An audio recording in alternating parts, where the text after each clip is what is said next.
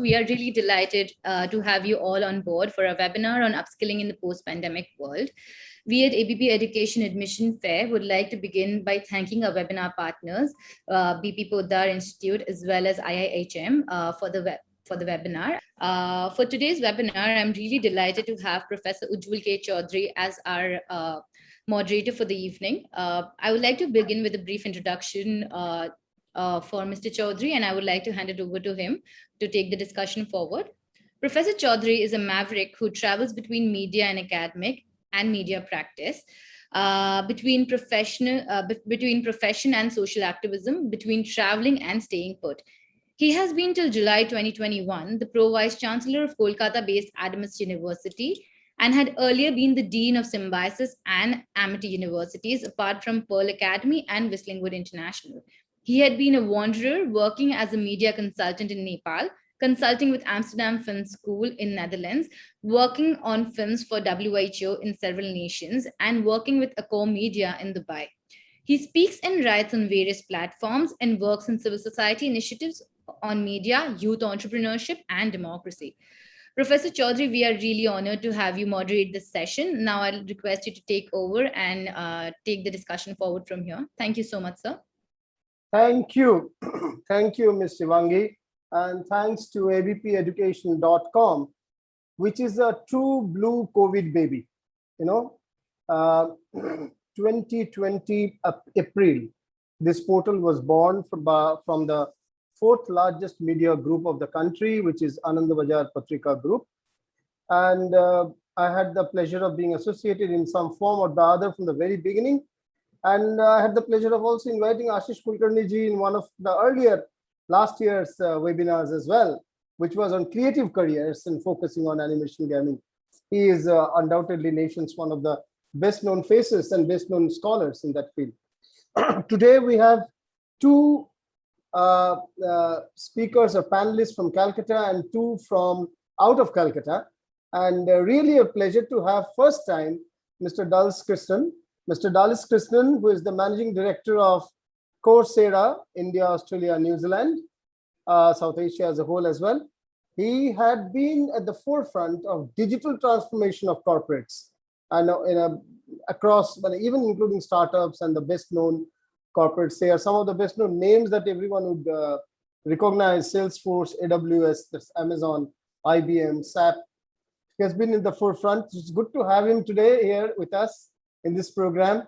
Ashish Kulkarni ji is not unknown to us in this platform, but then the audience may have many members who are first time seeing him.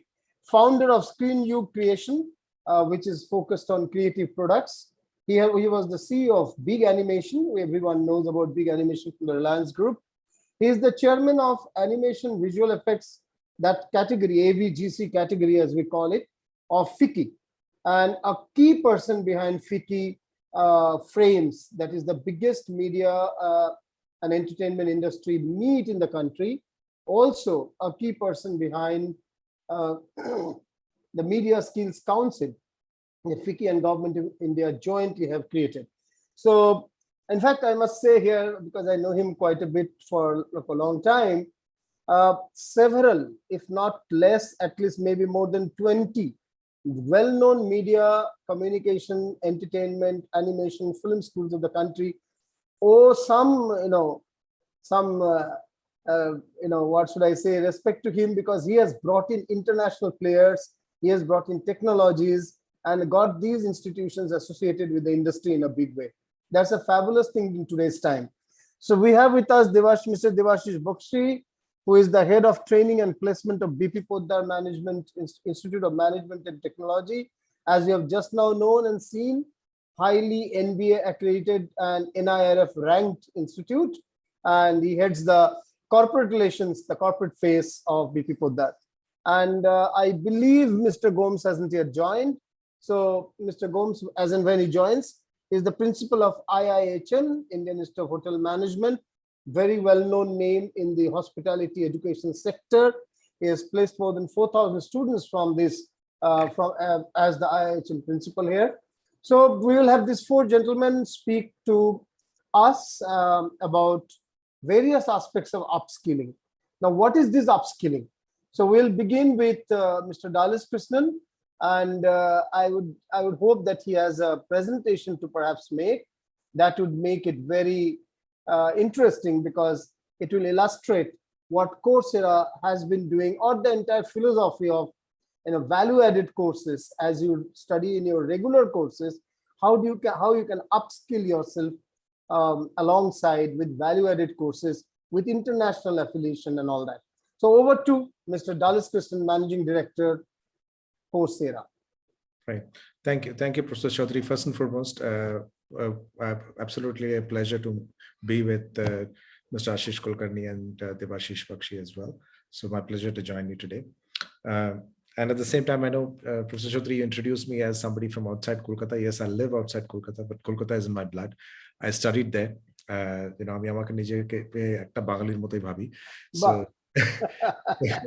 So a lot of my friends belong there.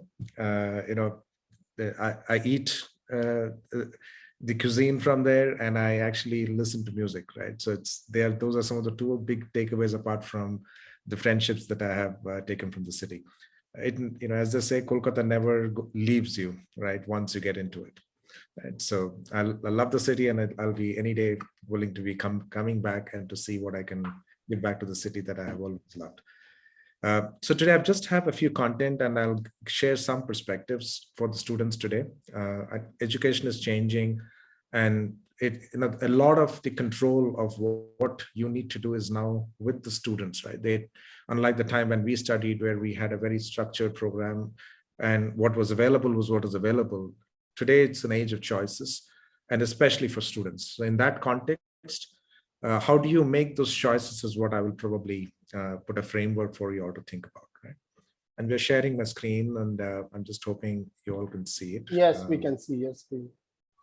So we'll talk about the upskilling in the post-pandemic world, but in my context, I think there is a post-pandemic world, which is an acceleration, and then there is also the other context of the world itself as to how the world is evolving, right? But at the same time, COVID-19 was definitely a big turning point for higher education. And if you see this map here, between the purple and the pink are the countries where you had, in some way or the other, a learner who got impacted, right?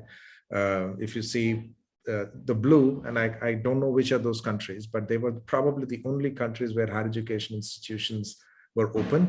91% of the world had to have closures, right? If you see the statistics there, 91 countries were closures.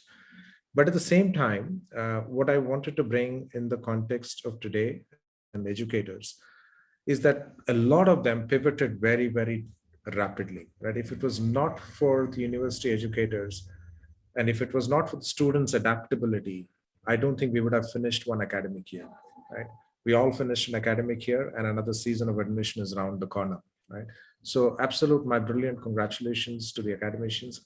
In many ways, I call them COVID warriors of a different kind, for ensuring, while the healthcare workers save lives, the education warriors, COVID warriors, in my way, have saved the future of so many students. So let me start with the congratulations to all the academicians who are listening in, right? Two things, right? While what happened during COVID, we all know that there was a rapid acceleration. We all had to figure out how to study on Zoom. Teachers had to figure out how to teach on a digital medium. People suddenly figured out newer ways of getting content to be delivered, newer ways of delivering lectures, newer ways of assessments. There were so many things that completely changed from the pre-pandemic world. But at the same time, there is one other thing that has been happening in this world over the last few years, and that is essentially automation, right? And this automation is in the context of how it has come in, as technology has come in and started changing a lot of the entry-level jobs, especially for students of today. That's the thing that I would want you all to remember. The entry-level jobs of tomorrow are constantly getting threatened by how automation and technology will come in. What that means for you all is that you all will have to start thinking about not just graduating, but you need to start thinking about graduating and having a set of skills that allows you to get into a job versus a job where there is an entry-level job and you start picking your first jobs. So there are some context, and I'll share a few as I go a little forward, right? So here is a study that was done in terms of global employability. 53% of college graduates have not applied to an entry-level job in their field because they suddenly felt they were not qualified enough, right? So think about it, somebody who has finished marketing, and the big jobs that were being looked out were people who were asking for digital marketing skills, right? So how many graduates who had marketing in their curriculum were ready to pick up and start a digital marketing skills, right? As a result of which they were not able to apply for so many jobs. At the same time was the other aspect. 44% of the graduates could not find a job in their field within 6 months of graduating, right? So these are some stark numbers in front of us. Now look at the other side. This is the side of the employers. 62% of the employers are now saying skills first hiring is a priority, right? While they are saying deprioritizing degrees, I would requalify that by saying it's not necessarily not wanting degrees, but they're saying along with degrees, they want to look at the skills first mindset, right? They want to see what is the skill that they have. Second, they also said 90% of them said they would hire a candidate who has a validated, who have a validated knowledge of us through validation of their knowledge through a certification or a digital badge or some form of coursework in addition to a degree. Now, I didn't want to change these words because these were from Northeastern and Billy study. So, but the context that I want to remember is that in the first case, especially in India, there is no deprioritizing for degrees. There is a need for degrees, but along with that, skills. And on the second one, it is equally important to have a certification in addition to a degree, right? So here is what you must be thinking, what you should be thinking about as students.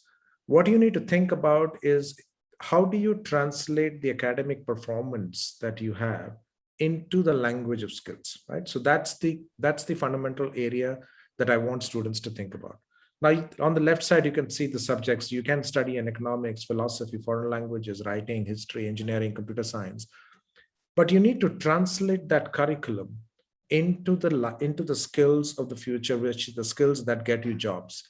Things like critical thinking, things like digital literacy, things like data analysis, things like problem solving, right? Teamwork, communication.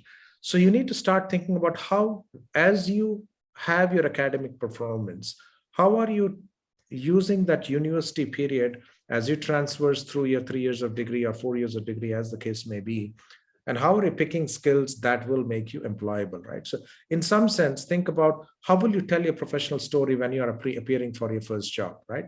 In addition to the academic skills, what is the professional skills that you will talk about? This is every year we launch a skills index. There is another one which will be published in a couple of weeks' time.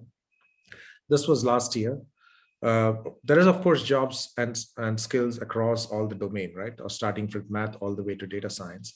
But the top 3 skills that where there is the highest demand are in the areas of data science, are in the areas of business, and in the areas of computer science. These are the top 3 skills that we see, right? And on top of that, if you think of, this is a study that NASSCOM did in October 2020. If you think of the first 3 skills, they all were in some way or the other a digital talent or a digital skills. So India's demand for digital talent jobs is about 8 times the size of its fresh talent pool. Think about the gap that we have. Right in the beginning, I spoke about how people didn't get jobs, and look at the gap here. There is 8 times the size of digital jobs than the fresh talent pool. And this gap is expected to become 20 times, right, by 2024. So there is a huge amount of talent gap when it comes to digital skills. Not only do those skills get you jobs, they get you jobs that pay you higher, right? Through our survey, we know that people who have the right in-demand skills tend to earn more than the others, right? So what does this graduate need to focus on? So I talk of these in terms of 4 boxes of skills that you need to have. I'll call them technical skills for simplicity. These could be your engineering, business, science, quantitative, or any other subject that you're studying, right? So that's your core subjects that you study. The second part is to start building multidisciplinary skills, right? These are stuff that become important as you get employed. Areas of project management, areas of global awareness, aspects of leadership, right? And then, of course, human skills, extremely important in the context of problem solving, critical thinking, communication, teamwork, right? So these are other aspects of skills. But most importantly, today, irrespective of the job, be it a marketing job or a copywriter's job or a core technical skill in engineering, almost every single one of them has some aspect of a digital skill that is attached to it, right? So I'll cover a little bit more in an example going forward. But you need to start thinking of building these 4 frameworks of skill as graduates as you traverse through your university education, right? How do you do that? In a simple way, as a university student, of course, you will complete all your credit courses that university gives. Combine that, what you could do is work, on a platform like Coursera, right? And I'm not necessarily saying do only with Coursera.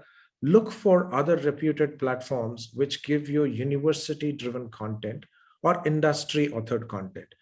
I still feel this is a very important element, is who teaches you is as important as, right, where you study from. So it can't be just about me becoming a teacher and starting a course and putting a video out there. That doesn't have the credential value, right? So you need to create a credential value. So look for courses that come from top universities. It could be from Coursera, it could be from their own, many universities have their own platforms. Pick those skills. Similarly, some of the platforms, for example, Coursera's platform also has a lot of industry partners, companies who have authored their content and put it there. This is company directly authored content. And then also the ability to, one is to learn the theory, to actually get onto a few hands-on jobs and hands-on projects that come with those courses, right? So do your university credit, pick some of the core skills from the 4 dimensions that I mentioned from these 2 areas and do something hands-on. As you do that, you get what this will translate to is a skill set that you will have, which is good for your job and career success. And more importantly, for students who are actually thinking of higher education, there are many of these courses actually have started getting recognized for credit in your future degree pathways, master's degree pathways as well. In some cases, they offer credit. In other cases, just because you've demonstrated those capabilities or intent becomes a very strong statement on your application when you go for a master's degree, right? Let me take a simple example. One of the things that how do you translate that all of this into a skill? How do you define a skill? How do you attain a skill?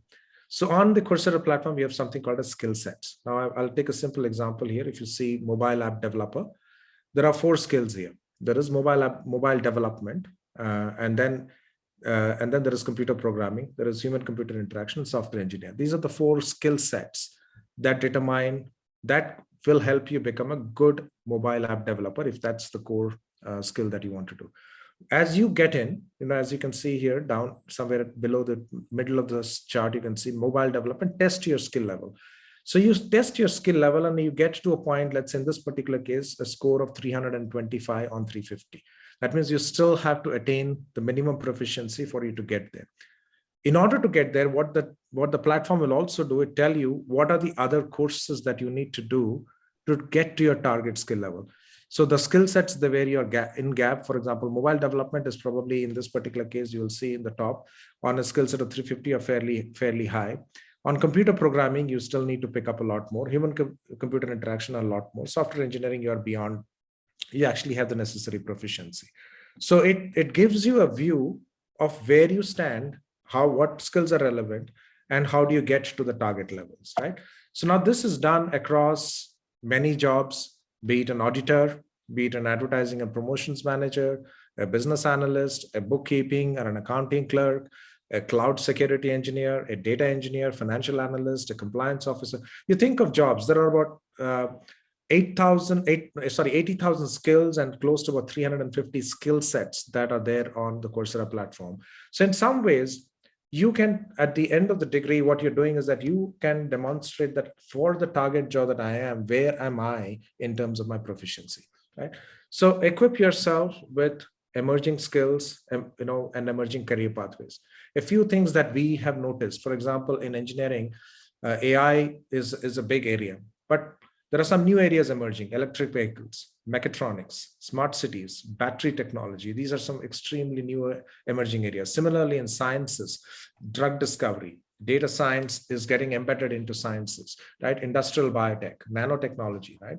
And liberal arts on the other side, UX design, user research, social media marketing, content strategy.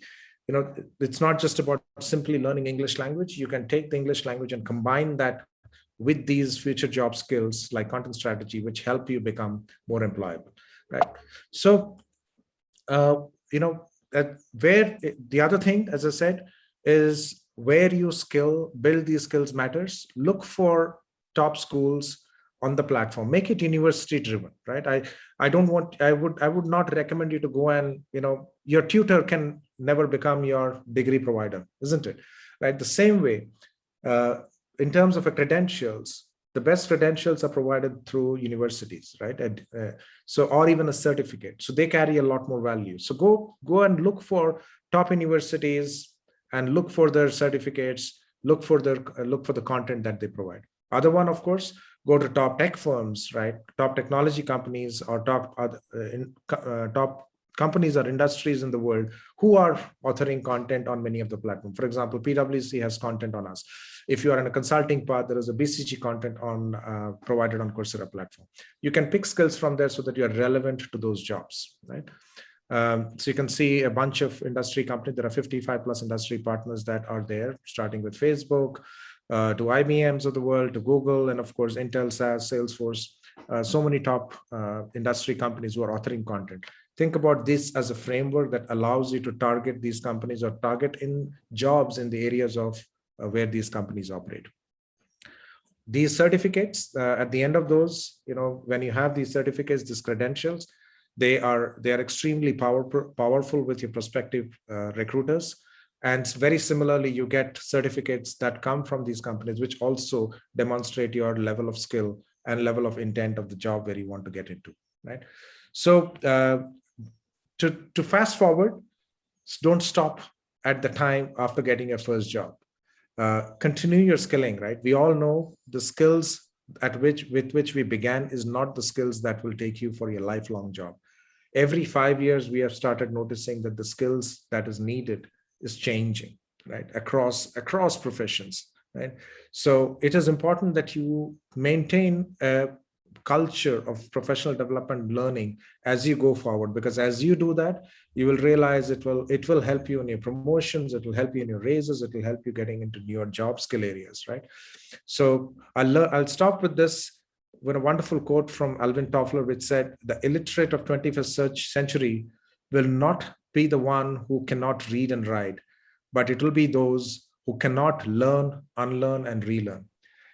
You can see the graph on top. The red line is how it used to be. Careers used to be. You would study, you get into the job, and then you would retire, right?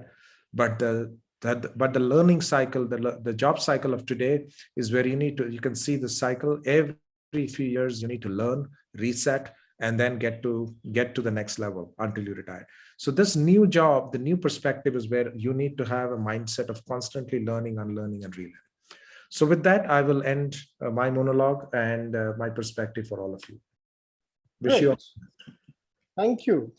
It actually sets the tone for specific sector-wise skills that can come later. So you have actually given a full, rundown of all possible areas that one needs to look at to stay relevant, to be, as we call in brand saliency. So brand relevance. Here is an individual as a brand, a beginner brand, an entry into the industry. And what skills, more particularly in this digital times post-pandemic. Digital was there earlier too. It has become compulsory, essential, completely now.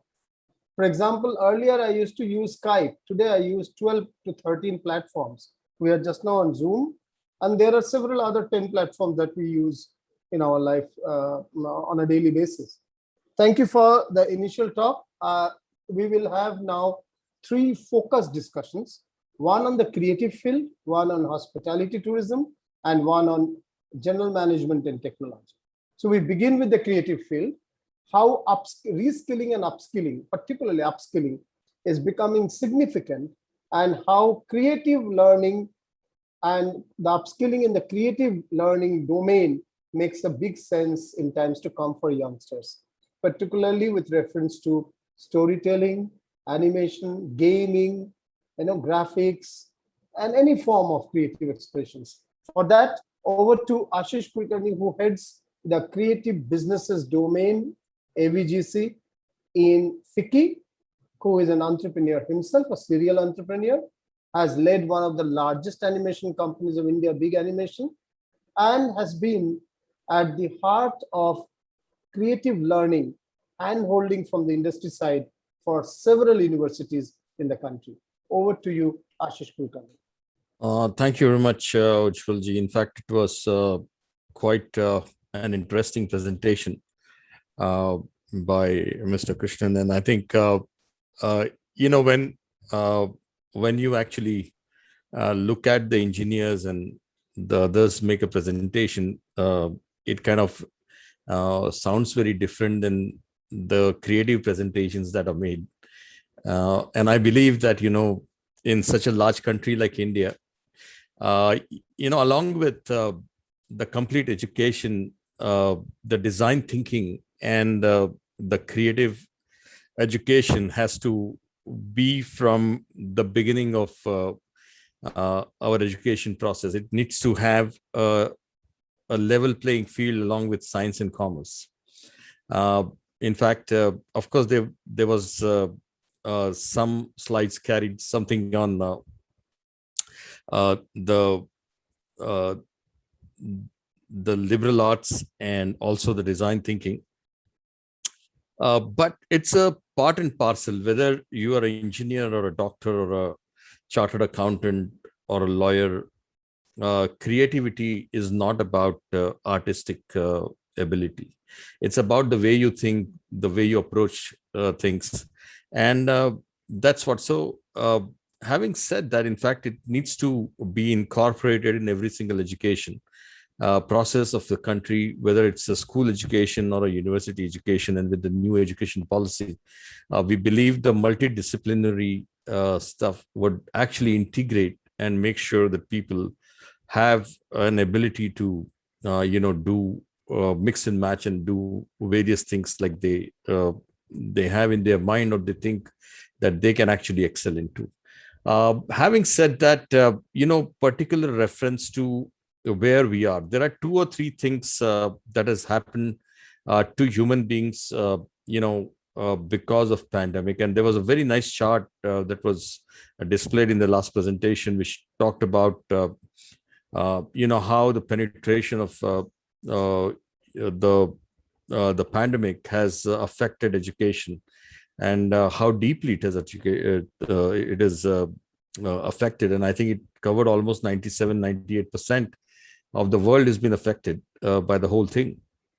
What I could see in the last few months was that the upskilling that requires a large amount of oxygen intake. When I say oxygen intake, I believe that with the use of masks that we have been doing for the last 1.5 years, the oxygen intake and the oxygen provided to the brain has reduced drastically, almost 15-20%. If you go to the airports, if you go outside today, the energy levels are down because the oxygen intake has been affected for every human being. So it has actually affected the health, whether you had COVID or you didn't have COVID. So the oxygen intake needs to be increased. The oxygen in the upscaling, the first thing that needs to be taught by every professor is deep breathing exercises, increase your oxygen level.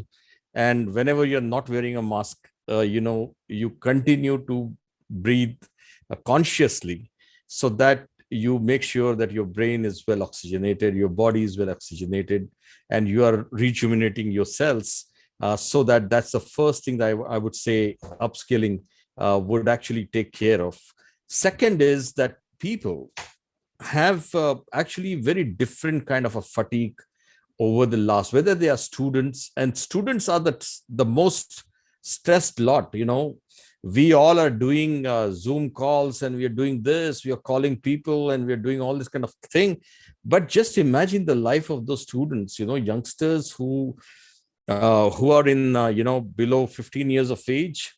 They and all the metros where they are in 2-bedroom, 1-bedroom, 3-bedroom, whatever, they kind of are in cage, and many societies didn't allow them to play. So just look at an emotional impact that has affected these people. And I think the upskilling for anybody and everybody needs to be emotionally intelligent, and emotional intelligence needs to be percolated to every educationalist, every teacher, every parent, that you need to look at every student, every working professional, and every single child needs an emotional upliftment at this juncture. So post-pandemic, oxygen, emotion are the two things that needs to be tackled. Of course, the physical health is the third largest thing. Now, the thing is that there is a special skill required to tackle all these things. They are in the domain of common sense, general knowledge, of whatever you may call it. But to handle it consciously is an ability that is required as a skill in the education process, to systematically deal with it, talk about it, spread the awareness, and educate people to do these 3-4 things. Of course, the digitization has actually percolated down into your lives more deeper. It actually was somewhere in the periphery. It was in the vicinity of your existence, but it has actually entered your bodies today. The digitization has entered your bodies. You cannot do without a screen. You are in the front of screen for most of the part of your, your time of awakening, or what I would say that if you are conscious, you're dabbling with some screen or the other. When you are in a dream, you have a natural screen, which actually has a subconscious screen. But right now, you are dabbling with a screen, which is a digital screen. And that digital screen is a very, very different process. It kind of sometimes is an active screen. Most of the time, it's a passive screen. Now, look at the life of that young guy whose parents cannot afford a laptop or an iPad. A poor guy is trying to study on a small screen of a mobile phone. Just imagine the misery, the impact his brain is having, the impact his eyes are having, the impact he's trying to, grapple with what is written on that small screen, and how to grab to get the right kind of an exposure. So post-pandemic, I think we need to do a little bit of unlearning. We need to tell people that it's the phase of life that occurred for everybody in this planet, and we need to grow from there. So if you have lost something in terms of the number of years in the education, you will catch up with that and make it simple for them. Now, let me turn to very specific, the creative and the storytelling.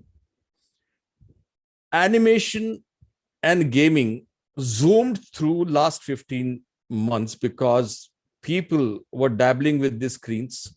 They wanted to watch more and more content, and they wanted to play with that content. So gamification played a major role. So the people with the careers in animation gaming were having a fantastic life. Their industry grew by 600, 700%. They have pressures of delivery. What they're difficult to tackle right now is they are unable to wear formal clothing and come for working right now. And it's been a very, very major upskilling issue. Luckily, the studios of gaming and animation allow them to wear shorts and t-shirts and come and work. So that problem is solved. But now they are demanding that they would like to wear track pants and come. And I think very soon the code of conduct in many studios is changing. But just imagine what has happened. The way our life had a digital impact, the animation took a forefront. Every single program that teachers were trying to teach, and then emerged the complete edtech ecosystem, which was trying to tell curriculums or teach curriculums or convey the message of the subject and design of the curriculum through video system which required animation. And the skilling for the professionals who were trying to tell a story suddenly changed for many of them. Almost 28 to 32% of the studios are delivering education content at this point in time. And it's a sea change in last 18 months. And while they were wanting to tell the story, imagine suddenly you are telling protagonist and antagonist stories, and you're telling dream stories, and you need to tell the story of a cell, a story of a human anatomy, a story of the blood flow. You need to tell the story of physics, a story of chemistry. That's a very different storytelling. You need to be technically sound to tell that story. You need to find unique ways of telling that story. So the upskilling is not only about how to tell a story, but how to tell a technical story, how to tell the story with a teacher's mind or a professor's mind, how they would like to convey that story. And that's why there was a special ability required to tell a story by understanding what is going on in a teacher's mind or a professor's mind or a person who is a PhD and they would like to convey something. And how do you convey that? How do you convey something to a very technically solid person who is already educated, but then they want to upgrade their education? And I think that was a challenge faced by most of the storytellers in live action and animation during this phase. Then came a live action and visual effects storytelling. Visual effects almost for 18 months was a washout because they require a feed from live action to work upon, because they only work after the shoot is done. But because there were no shoots happening, the visual effects artists were the most impacted. And they were almost without job for about 14, 15 months. But luckily for us right now, there are different technologies where people are shooting films against a green screen or a digital screen, and the rest of the environment is getting created digitally. So there are more jobs, but more jobs that require your understanding of 3D space. So you require an architectural mindset and a 3D imagination and the environment creation mindset. And that was an upskilling that was required for every background artist and a storyteller that we had. And it is something that was not taught in the normal course, but then we need to suddenly create that as per the need of the story and the need of a frame in a story. And I think that's where an extra upskilling is required at this point in time, that every show that is getting made, whether on OTT or on a broadcast or a feature film, you need to have a little bit of a technical extra education of how do you create and tell that story, because all those pieces which were shot through camera and then upgraded requires a lot more work, because there are actors, there are props, but the backgrounds might not be there.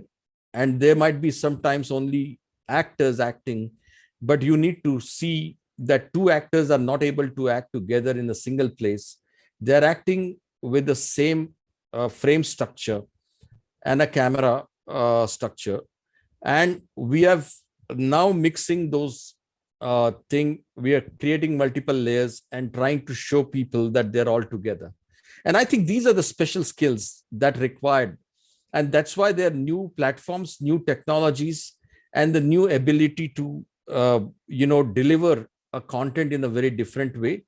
Of course, this is one topic, and always Ujjwal has a special ability to tell us and put us into a frame where it cannot be completed in 5 minutes and 7 minutes. I know. No, but but I think I would bring about some points which people can think about upskilling and in a creative way. Thank you very much, Ujjwal. Thank you. Actually, you brought in a lot of useful points. You started with design thinking, the importance of design thinking today in whatever we do. And design thinking is not about designing, it's in engineering, it's in management, it's everywhere. And then you talked about wellness and health, very, very significant point. Upskilling with respect to wellness and health. Then you talked about storytelling in general and storytelling in particular. The particular was education, where animation education convergence is happening. So educational content coming through animation is a very big necessity now, because large amount of learning is remote, and therefore good animated or gamed education, education through gaming content would be a great learning tool, easily can be done. And the last was live action and visual effect storytelling, which is for entertainment more particularly. Yeah. And you told the entire gamut of that. You actually brought in a lot of aspects from the creative area in this discussion. We move to Professor Debasish Bakshi, and Mr. Bakshi would be focusing on generally the management and technology area. He represents as the head of training, placement and corporate relations, BP Poddar Institute of Management and Technology, very well known. So let's look at general management and technology. We had the overall picture of upskilling through new age relevant courses in particularly digital context. Then we had the creative and wellness areas that we need to focus on. And now we shall focus on management and technology in general. Over to Mr. Bakshi. Thank you, sir, for giving the opportunity. I must say that the presentation of Mr. Krishnan have been very informative, and Mr. Kulkarni is truly very much thought-provoking. You have just presented the human face of this crisis. I would like to limit my discussion, like Mr. Professor Chowdhury has said, to the more generic side of this challenge. While I start, I must say initially that upskilling is something, or reskilling is something which is kind of more relevant to those who are already skilled. And recently I was going through a report, and I have seen that only 1 out of 5 workers in India are skilled. And that is a kind of, United Nations report under IHDR report of United Nations under its Human Development Program, which says that 1 out of 5 workers in India are skilled. And that is how we rank 129th among the 162 countries of the world. Okay. So we talk about, I would like to limit my discussion to talk limited to skilling only, because even if you see my role as a training and placement, heading the training and placement office of this institute, I see a lot of graduates every year. If not less, I have seen about 5 to 6,000 students graduating every year. And in most of the cases, they are underskilled. You forget about upskilling. There is no scope of upskilling. They are not skilled. And that is an acute challenge. You think of the entire, if you take the entire perspective, you talk about the world, we see that about, 73 million younger workforce is not skilled, probably, and that's why they're unemployed. And every year it says that about 40 million new younger workforce is going to enter into the market, out of which India will have 12 million. And India is already struggling with skilled talent workforce. Having said that, India is also enjoying a demographic dividend, because the world population is aging now, wherein India has a younger workforce. But this demographic dividend, if not handled with care, if not properly skilled, can turn out to be a demographic disaster as well. So, there is no denying the fact that how skilling is important. Skilling in any form, it definitely, the entire market is kind of swept by the digital and technological new inventions which are coming into the market. Digital technology has come up in a very big way. Every day we are talking about artificial intelligence, machine learning, cloud computing, cyber security, and whatnot. But there are many other skills. There are many other skills which are required for the people to learn. Not everyone will become an engineer, and not if everyone becomes an engineer, there are many other important areas which will always remain unaddressed. So if you talk about the skills as a whole, there are a lot of other opportunities wherein students can get themselves skilled, and there are a lot of opportunities also under the Indian government skill initiative. But unfortunately, like about a meager 2% of the entire younger workforce have been skilled as per the report. So that's a grave challenge.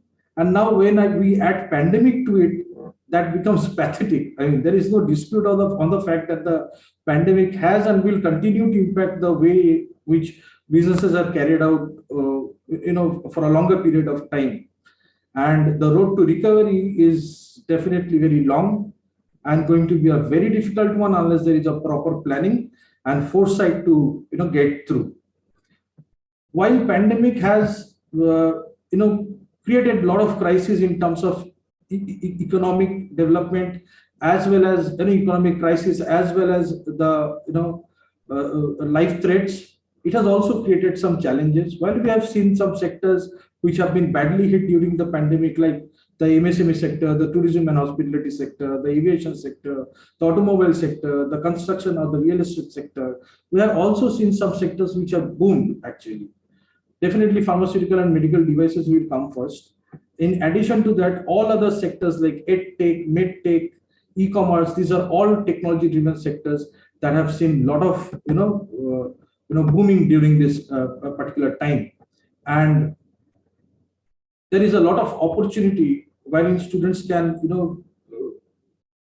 where students can look forward themselves to be trained in those technological areas, to become skilled and to have a good career in the long run. Now, again, coming back to the point, the skill gap has to be breached, which is very essential. And if it continues to remain, it will continue to remain as a critical challenge for all, starting from the manufacturing industry to the service sector.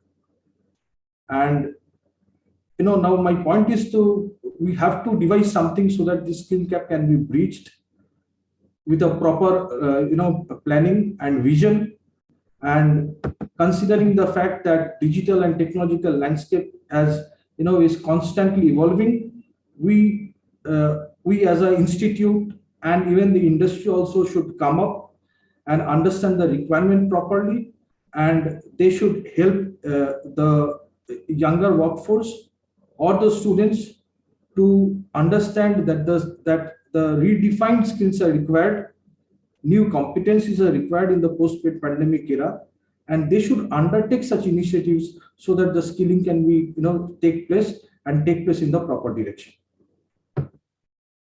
So that's all. Probably I can. This is more of a generic broader view. It's okay. It also sets the tone for a further discussion. So basically, you have talked about how do you resist from turning or getting democratic dividend unfortunately turned into democratic disaster by bringing in skilled manpower and fitting into the newer emerging areas rather than repeating what has been done earlier. Undoubtedly, that's a correct possibility. Absolutely. And correctness, and that's a necessity. I must note here at this point of time that along with regular courses that go in any university, there is now the need for minor courses and value-added courses. Major, suppose civil engineering is major, suppose advertising and BBA in advertising and marketing is major, suppose a finance BBA or MBA is major, suppose the law LLB is a major. Alongside, there would be the need for a minor. The minor can come out of two considerations. The major is from the head, engineering, the minor is from the heart, music. That's one. The other way to look at it, major is from the head, engineering, minor is a corollary that supports it, like management. because most engineering graduates go into MBA. For example, someone wants to become a cyber lawyer. So major is law, the minor could be computer science, because that will really create a combination which is very useful for cyber law. So similarly, a major minor concept and value-added courses, particularly the digital futures, which has been very brought in strongly by Mr. Dulles Krishnan earlier. So digital futures and design thinking, which was brought by Ashish Kulkarni. Any job requires design thinking and storytelling ability, and any job requires digital transformation. So these are not like बस हमको engineer बनना है तो जानना है, हमको media में जाना है तो जानना है. Not like that. It has become a sine qua non of a new age professional to be a design thinker, storyteller on one side, and to be a digitally trained professional on the other side. Yes, Ashish, you wanted to say something, right? Equally important, Ujjwal ji, when you are making this point, which is very pertinent.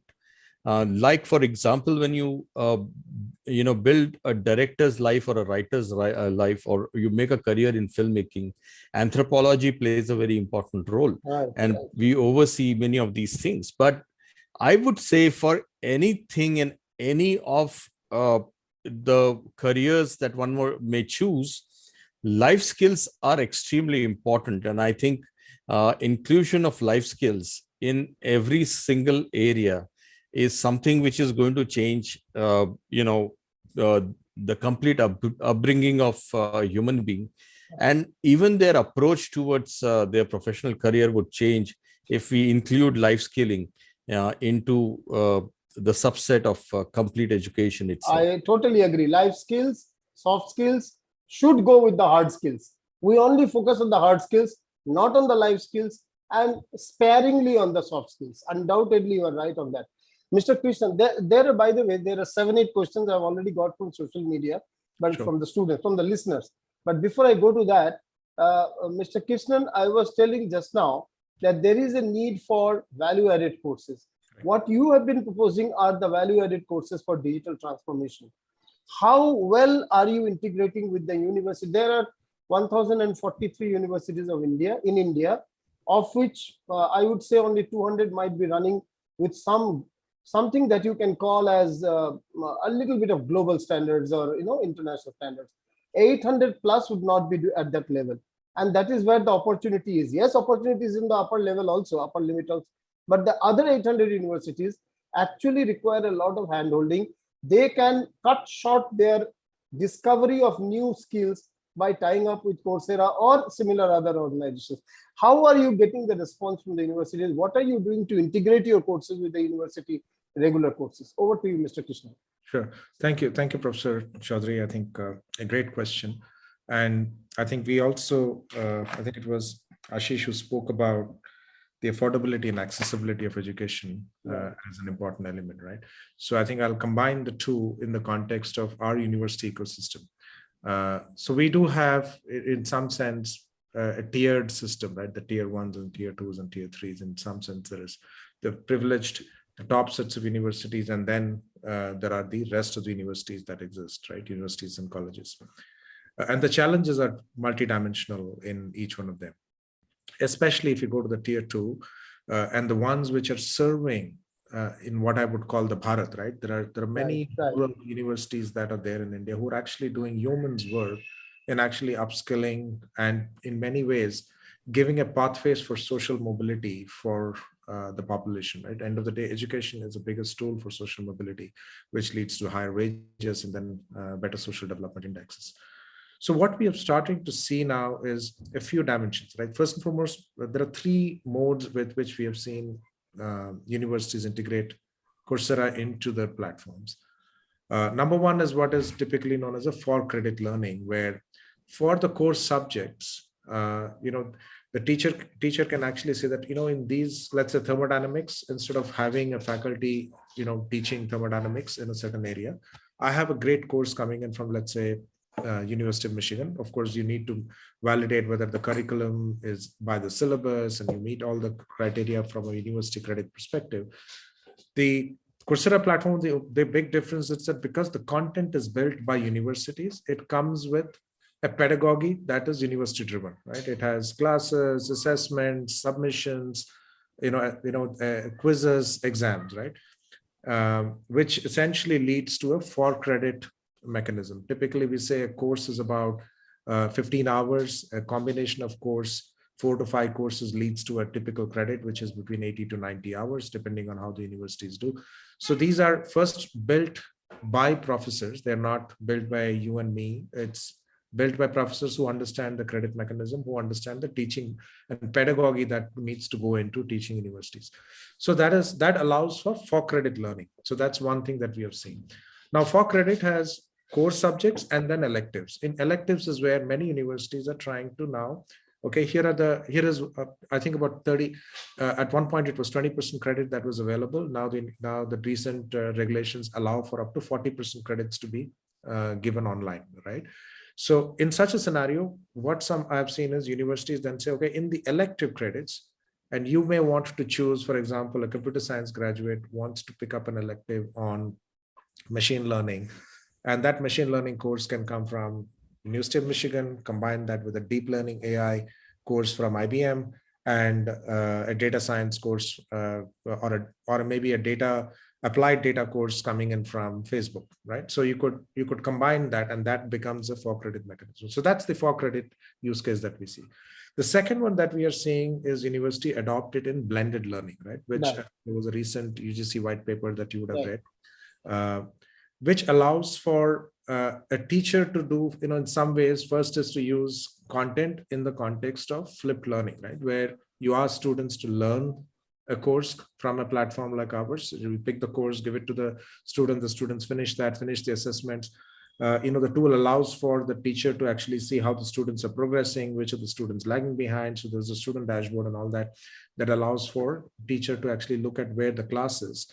And then he can also pick up specific students for help and coaching and pushing, because end of the day, the curriculum in a university curriculum academic calendar is fixed, right? It cannot be a self-paced learning, which is unlimited. Though the academic bank of credit allows for entry and exit criteria today, but at least it will take some time for us to get there. So teachers blend that courses into their teaching. And they may have a proctored exam which they conduct, right? Or they may have an assessment they conduct basis the content that we see. That's the second form of blended learning, where typically between 20% to 40% of the credits can be provided in a blended mode. And that's the second one that we see. The third one is multidisciplinary learning, which I think, Ashish spoke about, and Professor Chowdhury, you spoke about, Mr. Bakshi also spoke about. This is, I think, probably the biggest opportunity that's it, right? I think because our university curriculums are driven from sometimes policy, sometimes it doesn't keep pace at the pace at which the market is changing. It changes. It's not that they don't change, but it's the rate of change sometimes in the market is different. And then the other part, the need for skills are also transforming, right? Ashish beautifully talked about creativity as a skill, which is required actually all the way in software engineering. And we talked about creativity in software engineering is equally important. Today, and then in data science, you need sociologists, right? So there are lot of new learning path where apart from a core subject, you actually need interdisciplinary learning, and that is where probably when you combine a platform which allows for very diverse learning, where students can then pick up on their interests, right? For example, my daughter, as she's studying for her law, she is also picking up, she is interested in music, and then she's picking up a course in music from a university, right? So she has that a choice to pursue a learning which is in her interest area. Another side, a law student, beautiful, I think you spoke about, can pick computer skills and data skills, because as law becomes more complex, right, in the sense that the society is more conscious, there will be a lot more case that will come in. The need for studying law will require some form of data analysis, right? Where tools today, I know there are many tools existing, but it's only going to increase a lot more. The creativity and the brilliance of a lawyer will remain what his courses will teach him, but he will need to be supported by a bunch of technology and tools that he needs to learn, right? So that's the third form, multidisciplinary, interdisciplinary learning, that is emerging, and the new NEP policy beautifully puts it in, in giving recognition to this new form of learning The other part is I'm very excited about the ABC, the entry exit criteria that gives a lot of flexibility back to the students. He can begin at one place, end up another place, and then choose his path the way he wants to. And I think those are some really emerging concepts. So and then the last part is this is in the context of access part. The affordability piece is where we are today starting to see that smaller rural universities are adopting Coursera as a platform, because they know that they're not able to get the top university teacher to come and teach in a rural Maharashtra, for example, on a deep course on IoT, right? In such a scenario, a platform is a great leveler where they are able to pick a University of Illinois course or an IIT course from NPTEL, and then that becomes an ability to deliver high quality education, even in situations where there is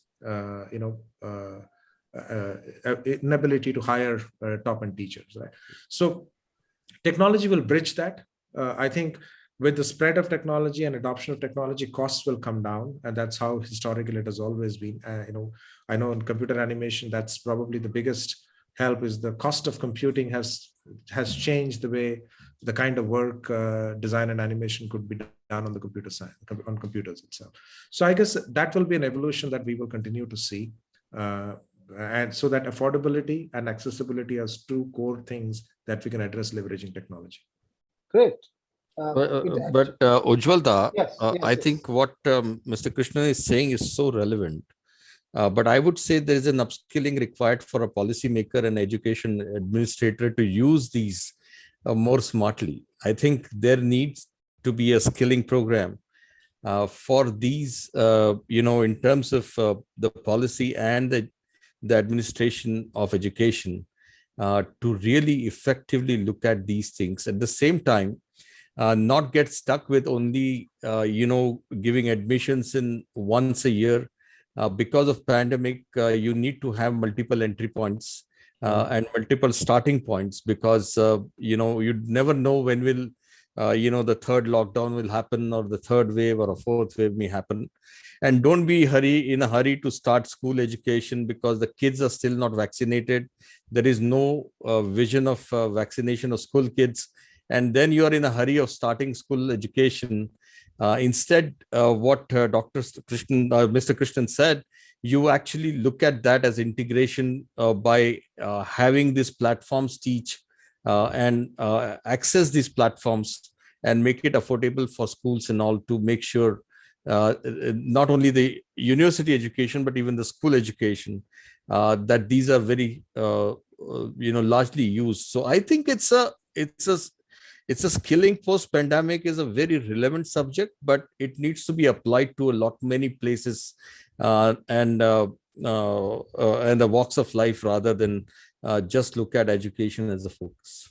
Great. No, I agree. And at the same time, Professor Ujjwal, I have seen some really brilliant bureaucrats as well, right? When we think of them, we really think of them as somebody who are lagging behind, but I have had interaction with some really brilliant people, right? Of course, there are many young IAS officers who have gone in and who are leading this charter. But at a larger level, there is a lot more to be done, and I hope the country is in the right direction. I would like to also add here that blended education being the norm ahead, and as Ashish ji has said, that there would not be opening up of schools, colleges, universities so easily. Even if there is opening, it won't be a 6 days affair per week.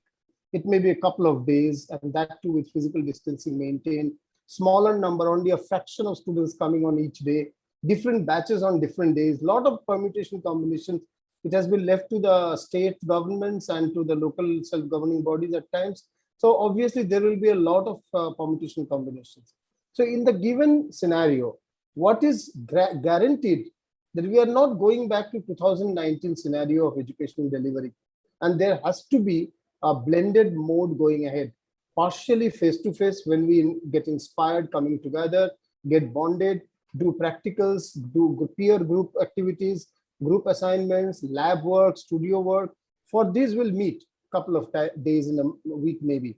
But for the theoretical understanding, conceptual learning, a large part of even skilling, all this will happen online. And we need to therefore develop this. When we meet, we must meet with a purpose and not just like that. And that purposeful learning face-to-face has to be supplemented, complemented with another purposeful learning virtually, where we are focusing not on the bonding much, not on the emotion part necessarily. Yes, it is important, but we are bonding more for the learning part of it. But for the emotional bonding, for other aspects, and also practical work, we need to come together. Now, this being the norm, blended learning being the norm, large part of content, which were enough by way of speaking or PowerPoint, these were enough. Now, large part of content has to be in the form of videos, in the form of infographics, in the form of games, in the form of audio podcasts.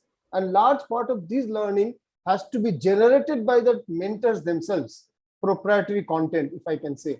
And then there is open source content. And then there is paid source content like a Coursera course. All these have to be combined together and put before the learner. That's going to be quite a big challenge, whether it's a main course or whether it's upskilling course. In both areas, this sort of blended learning and flipped classroom concept. In flipped classroom, content is given before the class, ahead of the class, several days, so that the learner watches it, reads it, listens to it, thinks over it, and then comes to the digital or physical class to learn it better or clarify doubts and things like that. So how do you think, or you three of you, how should we be handling this blended learning situation, this flipped classroom situation? How can Coursera be helping out the universities and institutions on that? How are you tackling at BP Poddar Institute, Mr. Bakshi? How would you, Ashish ji, suggest all the creative institutes of the country, in particular, and education in general, to tackle this? This will be the one question we'll take, and then quickly, please answer in 1 or 2 minutes. I know it's tough, but there are some specific questions asked by the audience. We'll take that up. So can I begin with Debasish ji this time? You can start your quick answer on that. Unmute yourself. Sir, now this has become a new normal. There is no other way, and we actually need to work a lot to improve on the learning content. For us, we depend a lot on the contents which are designed by the faculty members themselves, and we do depend a lot on NPTEL, the IIT learning platform. And we have seen a lot of students, in fact, majority of the students are using NPTEL platform these days to learn on new technologies and applications. As far as the other EdTech platforms are concerned, like prominently Coursera, definitely. A lot of students undertake Coursera courses, programs during their lean period, either at the end of the semester or during the summer vacation. They do prefer taking courses from Coursera, and there are other EdTech platforms as well. So that's it, what we are doing from our end. But yes, definitely a lot has to be done, because like Mr. Kulkarni just mentioned, because we never know when the third wave or the fourth wave or the fifth wave is going to come, and this digital learning can become a new norm. So, a lot of experiments and researches we are also conducting that, how we can make the classes more attractive to the students. Because, like particularly for graduate institutes like us, for the engineering colleges like us, we deal with the age group wherein we cannot, force them to come and take the classes. So that way, we also need to play a role wherein we can make it and present themselves in a more attractive way, so that they also get interested and feel attracted to remain present in the classes. That is how a complete learning can take place. So a lot of research work has to be done in this particular area. That is what I personally think. Chalo, thank you. Thank you for that response. Ashish ji, would you like to add something to this particular area? Yeah, in fact, I would say that wherever there is a student maturity has come to a particular level, especially when the kids are in 11th grade, 12th grade or upwards, the self-learning needs to be introduced in a very different way. You are able to give them a curated links of content and expose them to the curated links of content where they can go and self-study and come back and infuse interaction online or offline, wherever you can do, and let them share their learnings. And I think that sharing and question answer would infuse learning for other people as well. So there are very interesting ways of doing things. So self-learning will have to be introduced. Second thing is, for the schools in particular, I would say infuse something called as an engine teacher and an engine school. Okay. Create an engine in the sense that if somebody is very good in chemistry delivery or physics delivery for a particular class, don't try to create the same content in 1,000 schools. Just curate whosoever has delivered it proper, use that as an engine and let it flow, so that you're not doing duplication and creation, but you spend your energy in diffusing that and engaging kids to look at that and then do the question answer and whether see whether they have understood the concept or not. So I think that engine school and engine teacher is a concept that we need to introduce at this time. Only trouble is that engine school may make one school ahead of all others. So it could be engine teacher is a better idea. There can be teacher from any school who is good in one particular area, which can be shared. I will clarify that. If there is a private school in say in a Koregaon Park area and a bigger vicinity, there are government schools and there are not not financially not so good schools, and many schools are facing a problem of closure because of no fees being paid and a lot of other things. So the engine school can make their server possible to be used by a geography. So it's not only that the teacher can come from government school who could be a very good teacher. So I'm saying that, you need to do that mix and match. And I think that's where we will be able to do the right curation and right availability of resources. The philosophical takeaway from what you said, Mr. Kulkarni, is competition is passe. It's old fashioned. Collaboration is in thing. Absolutely. It is collaboration which will take people, and it is not enough to have a passion. It's more important to have compassion post-pandemic. That's where we are moving to. A compassionate, collaborative education. Right. The skill of comparison and the skill of competition to be replaced with skill of collaboration. Very well said. Very well said. Totally agree. Mr. Krishnan, something on this area of that we are talking about just now. So I'll probably, blended learning is here to stay. I don't think there is any debate in any one of us. I think there is a role for policymakers there. There is a role for educationists there, right? So that you bridge the divide. I'll also say there is a role for technologists there, right? And I'll elaborate that a bit in the sense, there is an element of faculty development that is required here, right? So how do you, because as we move to this, there are many faculty who need to become far more comfortable as these tools come across. So there is an aspect of that as we build content around around courses. You also need to build something which enables teachers to, to adopt blended learning, right? So that's I think is a new skill that we need to start thinking about. The second part is the one thing that blended learning, especially when it is when you don't have access to face-to-face, is the aspect of hands-on learning, right?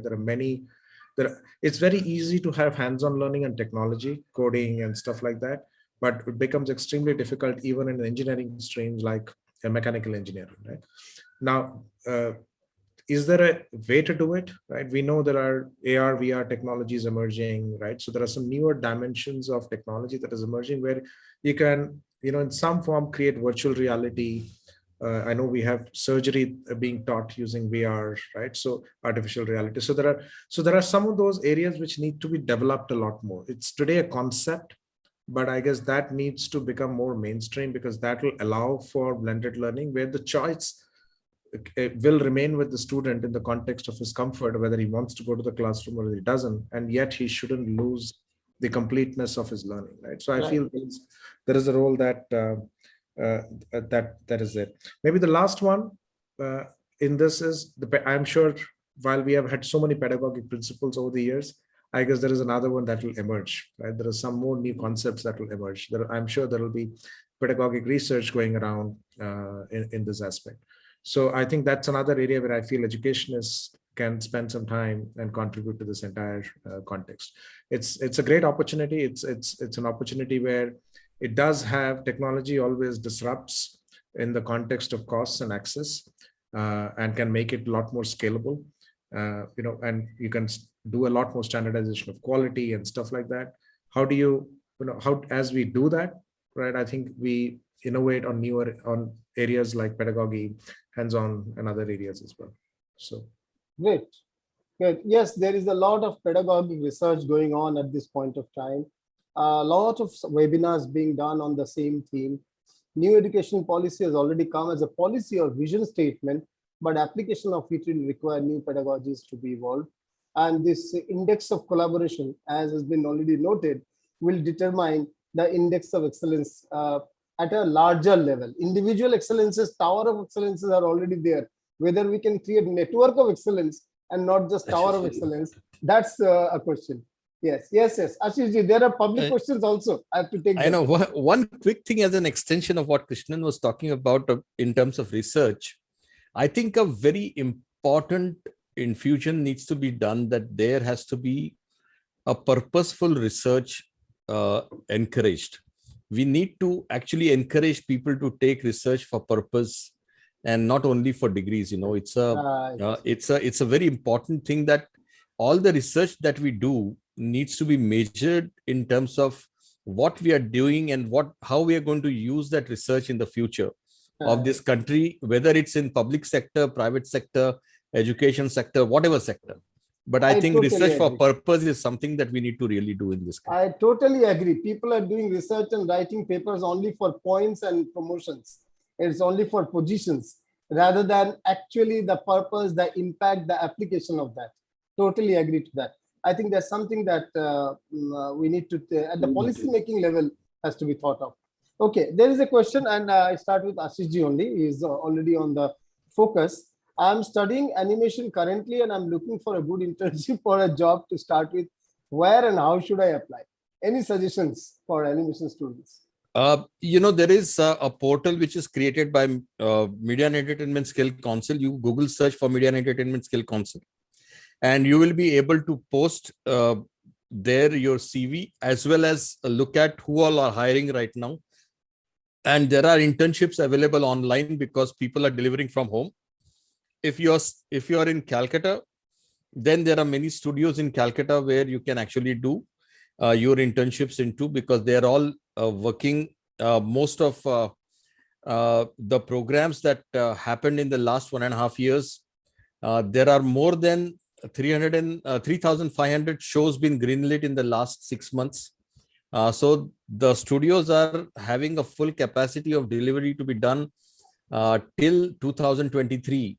So there is enough work, and the gaming industry is having a huge amount of requirement of people, whether they are interns or whether they have finished their program and want to work full time. So you need to just post it on Media and Entertainment Skill Council portal and look at how do you get connected with the right studio. Correct. Media, for the student who was asked, Media Sector Skills Council. Media and Entertainment Sector. Media and Entertainment Sector Skills Council. Search on this. There is the link that will come up, and the data of organizations are already there, and you can post it. Mr. Krishnan, a question to you. The placement scenario in the country has worsened during the pandemic period. What do you think is the current scenario, and how possibilities of placements from management and technology background, how possibilities of placements can be evolved or developed, but in a short term, means what value addition can be done in the short run? Yeah, I think I would go back to my presentation. The gist of it, placements is about skills. So I think build your relevant skills in the area that you want to. Truly, in the area of skills, there is a gap for skills, right? If you're thinking in the context of somebody will give you a job because you finished a degree, I think you need to move out of that mindset and then figure out where is the job there, where there is a gap. Skill yourself in that area. The jobs will happen, right? I know it's easier to say, but I think it's a mindset change for people to have. Placements is not something that will land because you finish a degree. Placements will come when you have a skill. Thank you. Mr. Bakshi, if you could look at these two questions. Which colleges are available for BTech in food science and technology? Jadavpur University, I am aware. Yes, it is there. And apart from that, I am not aware about any private colleges. Maybe some private universities have it, but I am not aware about any private colleges that are on the food science. Yeah, I think Jadavpur University is a very good one. Have it. And I think Sister Nivedita University perhaps has one. I am not aware of the other. Yes, that's why I said some private universities may run the program. See, I passed Like out- Brainware or Sister Nivedita University. Yeah, I passed Mr. Krishnan. Krishi Vishwavidyalaya. So that has a dairy technology, which is in the food processing. Okay. What is the name? What is the name? Vidhan Chandra Krishi Vishwavidyalaya. Vidhan Chandra Krishi Vishwavidyalaya. Right. There you have food science and technology, dairy technology. Right. Even Macaut in the main campus has it. Yes, you may have. Maulana Abdul Kalam Azad University of Technology, Macaut. And I know in one of the best institutes in India is CFTRI in Mysore. Right. So that's the number one institute when it comes to food technology. Yeah, that's Central Food Technology Research. Yes, Central Food Technology Research Institute. Right. CFTRI. Yes, Mr. Bakshi, someone said I got 41,000 rank in WBJE. What would be for computer science he wants? What is the type of colleges, including yours, where he can apply? 41,000, that is the rank. I don't know what. That's on the hard side, but probably in our college, you won't be able to fit in, he or she.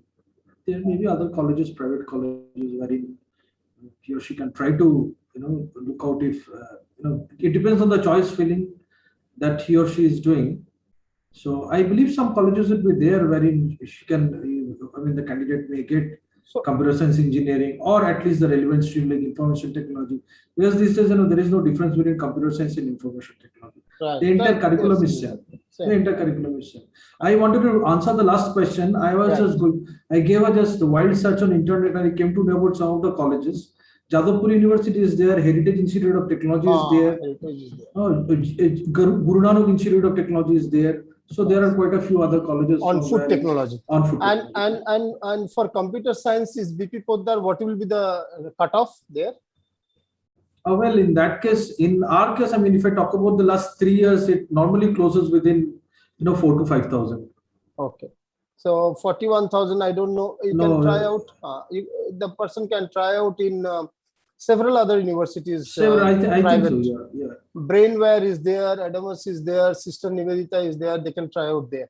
Okay, Ashish ji, the last question from the audience for you.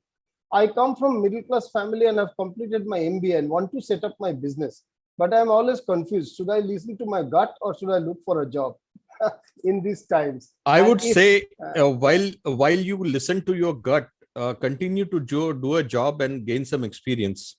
Okay. And continue to build on your business plan that you want to work upon. And I think within a couple of years, you will get enough, gut to start that business, but don't let it die. Go ahead and venture it out because age is on your side. You can always go back to the job. And I would be more happy that if you are able to give jobs to others, which will give you a lot more satisfaction. So I think immediately take up a job, gain experience, keep thinking of your business and build a business plan properly and get into your business. So take up a job not to rust in it, but to evolve for the next level of being a master of your own fate. Mr. Krishnan, would you like to say something? Yeah, I would say just pick up. There are so many courses on entrepreneurship. Just to pick up a certification as you do that. It'll actually build out a framework around. It's an easy thing to say that I want to do business, but it's another thing to start a business, right? So there is between that idea to your execution, there are end steps to do. So I would say build a framework. As you build on the framework, you will realize what is the gaps that you have, and probably that's a space that will also tell you what kind of a job to pick up. Pick that experience that will get you ready for entrepreneurship. So maybe start with a short course on entrepreneurship. There are plenty out there in the platform, not just us, and many others as well. So we are 2 minutes less than 90 minutes in this show, and I need to bring this session to an end here. I really thank the three gentlemen for giving the last 90 minutes and a concentrated amount of their understanding, comprehension, and knowledge in front of us, in front of all of us. What comes out as broad 3 or 4 points. One, it's important to have hard skills, no doubt, because hard skill is the core skills for any work, but it's becoming increasingly more important to have life skills and soft skills and digital technology, digital transformation, or being suitable for the digital era alongside. Whichever is the subject, that digital addition, the digital evolution must be assured. It is also important to have design thinking ability and creative abilities alongside. And therefore, it's significant that we understand the importance of technology-driven storytelling irrespective of the specialization or the area that we work in. But surely, in the field of entertainment and media and all, technology-driven storytelling is becoming in thing.